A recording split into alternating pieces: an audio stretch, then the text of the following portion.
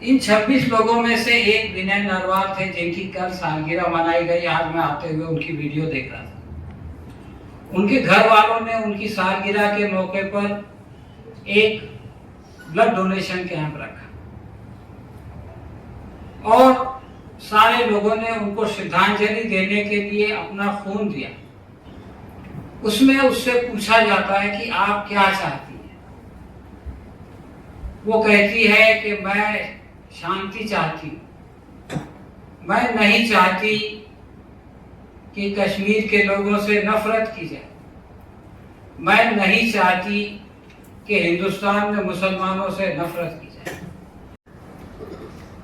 तो हम याद करते हैं, ये दुआ करते हैं कि हम सब अल्लाह की तरफ से आए हैं और हम सबको उसी की तरफ जाना है।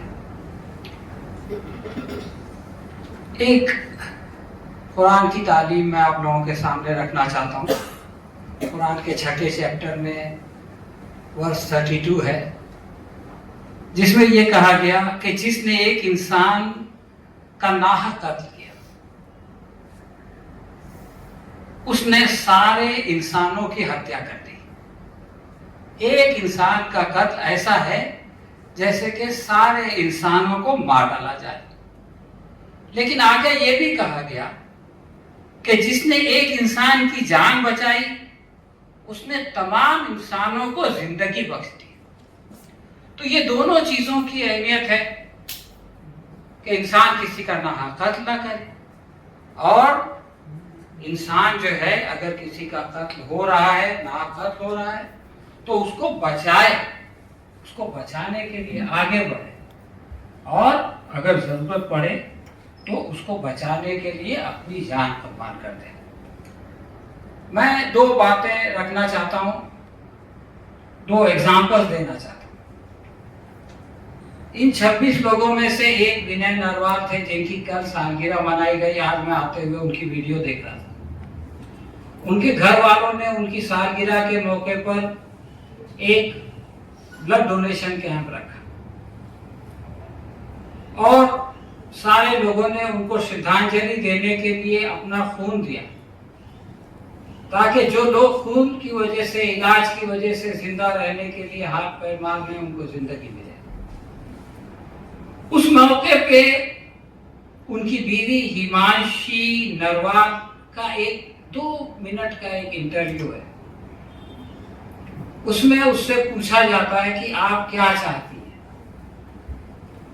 वो कहती है कि मैं शांति चाहती हूँ, मैं नहीं चाहती कि कश्मीर के लोगों से नफरत की जाए, मैं नहीं चाहती कि हिंदुस्तान में मुसलमानों से नफरत की जाए।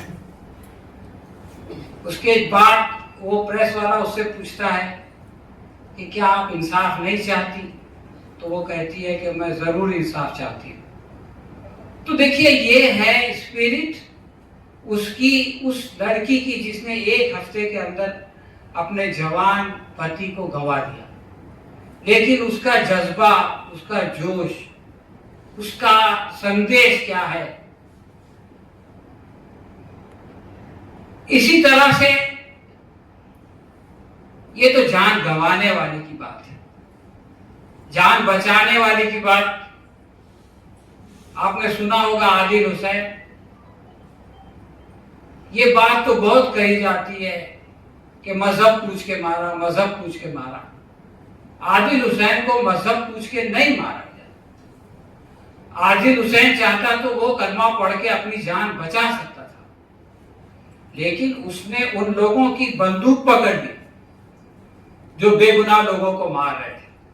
उसके सीने पे गोली लगी, उसके कंधे पे गोली लगी, इसलिए कि वो ये जानता था कि एक इंसान को नाहक बचाना सारे इंसानों को जिंदगी देने जैसा है।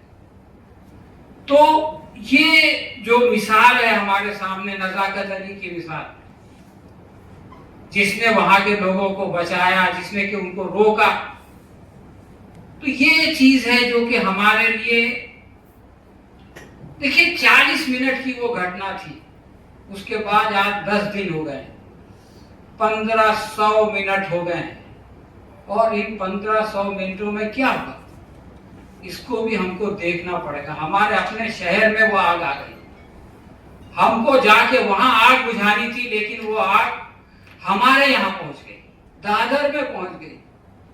तो दोस्तों, ये वक्त जो है वो ऐसा है कि हम लोगों को सजग रहने का। और आखिरी बात मैं ये कहना चाहता हूं कि हमारा मीडिया दिन रात इस आग में तेल डाल रहा है, लेकिन जो लोग इस आग को बुझाने की कोशिश कर रहे हैं, जो लोग सवाल कर रहे हैं, पूछ रहे हैं कि भाई ये क्यों हुआ था, इसके लिए जिम्मेदार कौन है, नेहा सिंह राठौर है, डॉक्टर मेलोसा है, संजय शर्मा है, तो उन पर जो है वो एफआईआर दर्ज हो रही है, उनकी आवाज को दबाने की कोशिश की जा रही है। ये भी एक आजमाइश की बात है दोस्तों।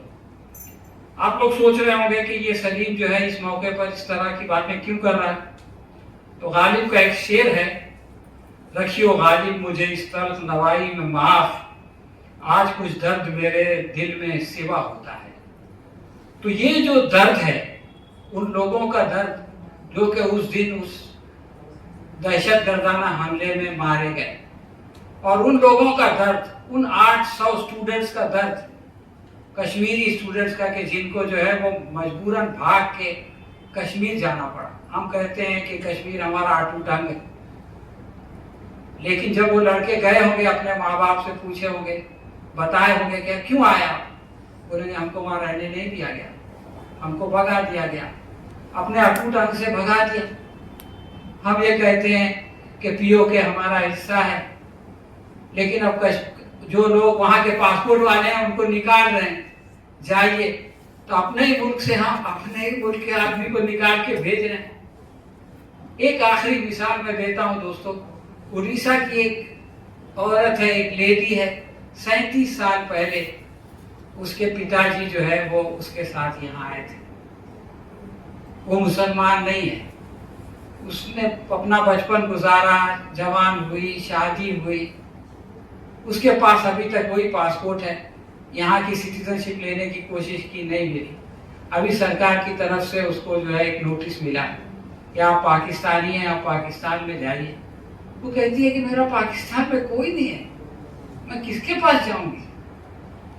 उसके आसपास के रहने वाले लोग बोलते हैं अगर इसको भेजोगे तो हमको भी भेजो, हम भी इसके साथ जाएं। तो ये जो टाइम है, ये बहुत क्रिटिकल टाइम है।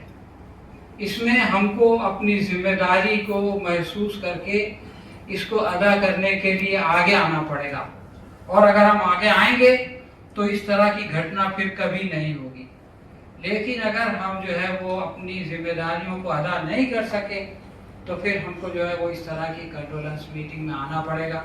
मैं दुआ करता हूँ कि ऐसा मौका फिर कभी ना आए, ऐसी घटना फिर कभी ना हो, और हमको इस तरह की कंडोलेंस मीटिंग में कभी ना आना पड़े। वो तमाम लोग जिन्होंने अपने घर वालों को गंवाया है, हम जो है मैं उनके लिए अपनी श्रद्धांजलि व्यक्त करता हूँ, और उनके जो है वो दुख में मैं पूरी तरह शरीक हूँ। शुक्रिया।